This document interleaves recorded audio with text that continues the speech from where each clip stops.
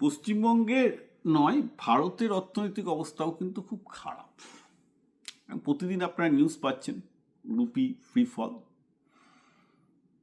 Last 10 বছরে এই প্রথম হলো যে পৃথিবীর প্রথম 100টা কোম্পানির মধ্যে একটা কোম্পানিও ভারতীয় নয়। এবং ব্যাপারটা আপনারা মাথায় ঢোকান যে ভারত নাকি পৃথিবীর পঞ্চম না ষষ্ঠ বৃহত্তম অর্থনীতি, এবং পৃথিবীর প্রথম 100 জন বড়লোকের মধ্যে অন্তত 5-6 জন ইন্ডিয়ান বিলিয়নার আছে নাকি শুনেছি, একবার 10 জনও হতে পারে।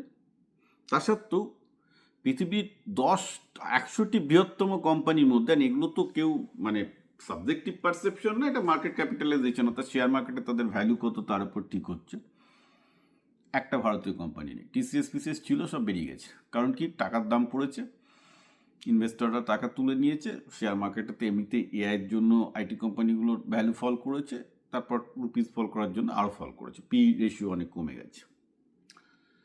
এবং গত 10 বছরে এই প্রথম হলো যে পৃথিবীর প্রথম 100টি বৃহত্তম কোম্পানির মধ্যে একটিও ইন্ডিয়ান কোম্পানি নেই।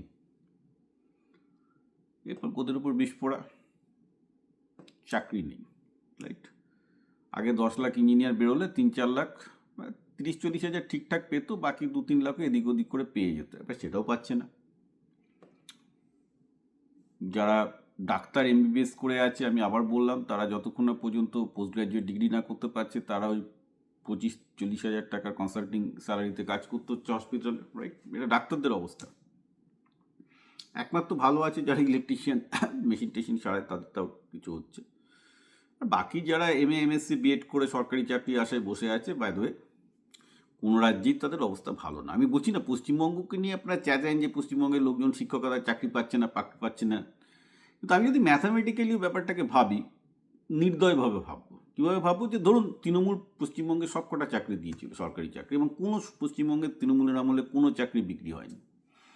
তাতেও কি পশ্চিমবঙ্গের বেকারদের কিছু হবে? কিছু হবে না। তার কারণটা হচ্ছে যে স্কুলের চাকরির সংখ্যায় হচ্ছে 0.5%, সরকারি চাকরির সংখ্যা এখন 0.6%-এ নেমে এসছে, এটা আগে 1.5% ছিল। অর্থাৎ 200 জনের একজন বা 100 জনের একজন, ম্যাক্সিমাম হয়তো 100 জনের একজন চাকরি পাবে, 99 জন সেই চাকরি সব কিছু বেস্ট করার পরে চাকরি পাবে না, সরকারি চাকরি পাবে না বা শিক্ষকতার চাকরি পাবে না। তাহলে লাভটা কী হবে? একটা জন 100 জনের মধ্যে একজন চাকরি পাবে, তাই নিয়ে এত নাচানাচি, রাইট? সেটাও ঠিক আছে, সেটাও ভালো যে তাতেও অর্থনীতিতে কিছু, যত মেধাবী কিছু ছেলে চাকরি পেলো, উইচ ইজ গুড, আমি বাজে কিছু বলছি না। কিন্তু ভারতের অর্থনীতি শুধুমাত্র যে পশ্চিমবঙ্গের অর্থনীতি বাজে তা না, গোটা ভারতবর্ষের অর্থনীতিতে একটা সার্বিক ডিক্লাইন আসছে তার, এবং এটা একটা স্ট্রাকচারাল, এটা কোনো টেম্পোরারি কিছু নেই। এটা কিন্তু আমি বহুদিন থেকে অনেকে বলে আসছে, আমিও কিন্তু বলে আসছিলাম, তখন যারা ভক্তবৃন্দ আমাকে বলতো, ভাই আমি ভক্তবৃন্দ নই, আমি তো চোখের সামনে দেখতে পাচ্ছি কি হচ্ছে। দেখুন, ঠপ মেরে বেশি দিন হবে না। একটা এডুকেশন সিস্টেম ইন্ডিয়াতে তৈরি হয়েছে যেটা কমপ্লিটলি ইউজলেস, যেখানে ভারতের বিজনেসের যে টাইপের লোক দরকার তারা লোক পাচ্ছে না, সেখানেই তো অর্থনীতি অনেকটা কাটখট হয়ে যাচ্ছে, যার জন্য ভাতা দিতে হচ্ছে।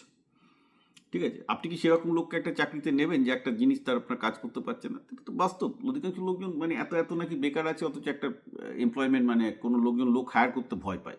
আপনি যে কোনো একটা ব্যবসায়ী, যারা ডিস্ট্রিবিউটার, পাড়ার শহরের ডিস্ট্রিবিউটার জিজ্ঞাসা করুন, বা কলকাতায় যারা ব্যবসা চালাচ্ছে জিজ্ঞাসা করুন, তাদের সবচেয়ে বড় আতঙ্ক কি? তাদের সবচেয়ে বড় আতঙ্ক কাস্টমার না। বলে না, কাস্টমার তো খুব ভালো, কাস্টমার তো বিজনেস দিতে চায়, আমরা নিতে পারি না কারণ আমি জানি আমার কাছে লোক নেই। এই তো অবস্থা। ওকে, তো এই অবস্থা এলো কেন? কারণ শিক্ষা ব্যবস্থাটা তো পুরো ধ্বংস করে দেওয়া হয়েছে, রাইট?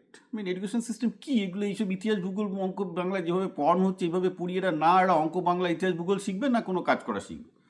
Total wastage. শিক্ষকদের পেছনে যে মাইনাটা যাচ্ছে সেটাও ওয়েস্ট, ছেলেরা যে সময়টা দিচ্ছে স্কুলের পেছনে সেটাও total West. And it doesn't matter ওদের আইসি বোর্ড, সিবিএসই বোর্ড।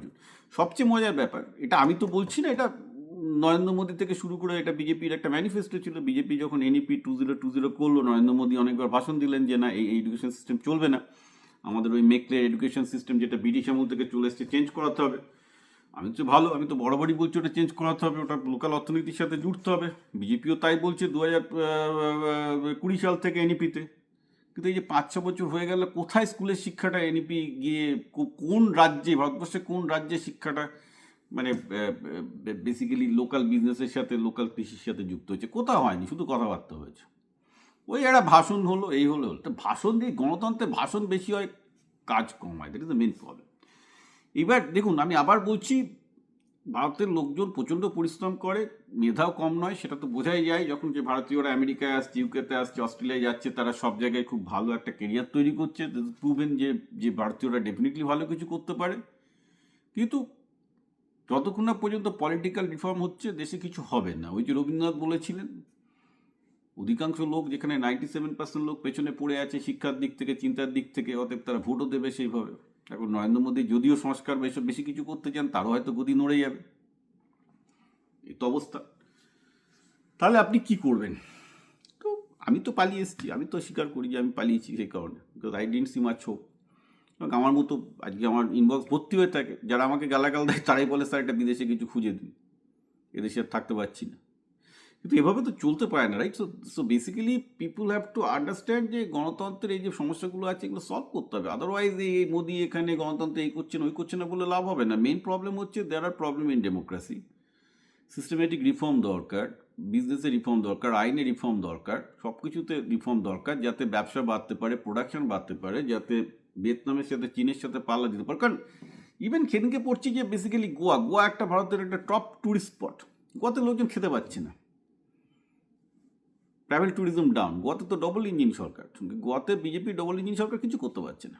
কী করে পারবে? সমস্ত ট্যুরিস্ট ভিয়েতনামে চলে যাচ্ছে, সমস্ত ট্যুরিস্ট ফিলিপিন্সে চলে যাচ্ছে, সমস্ত ট্যুরিস্ট থাইল্যান্ডে পাটায়াতে চলে যাচ্ছে, সব পাটায় বিচে যাচ্ছে, কেউ গোয়া বিচে আসছে না, কারণ পাটায় অনেক চিপে।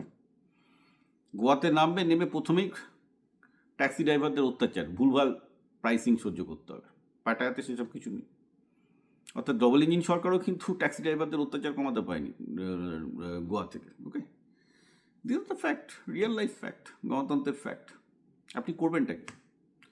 তো ন্যাচারালি সমস্যাটা কি হচ্ছে যে একদিকে মিডিয়া, গদি মিডিয়া, সেটা শুধুমাত্র সব আছে দিন করে ঢাক পেটাচ্ছে, তাতে সাবস্টেন্স কিছু নেই।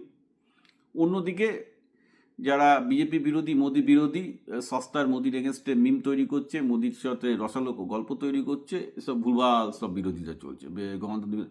আসল যে ভারতবর্ষের স্ট্রাকচারাল কোলাপস, কিছু কিছু ইউটিউবার আছেন যারা সেগুলো নিয়ে ডিসকাশন করছেন, যেমন ওয়াঙ্কার ওয়ারিয়ার ওদের মধ্যে একজন, তিনি সিস্টেমেটিক্যালি বলছেন যে ভাই মানে বেকারদের প্রচণ্ড খারাপ অবস্থা, শিক্ষার প্রচণ্ড খারাপ অবস্থা। আমিও একই কথা বলছি, শোনার লোক কোথায়?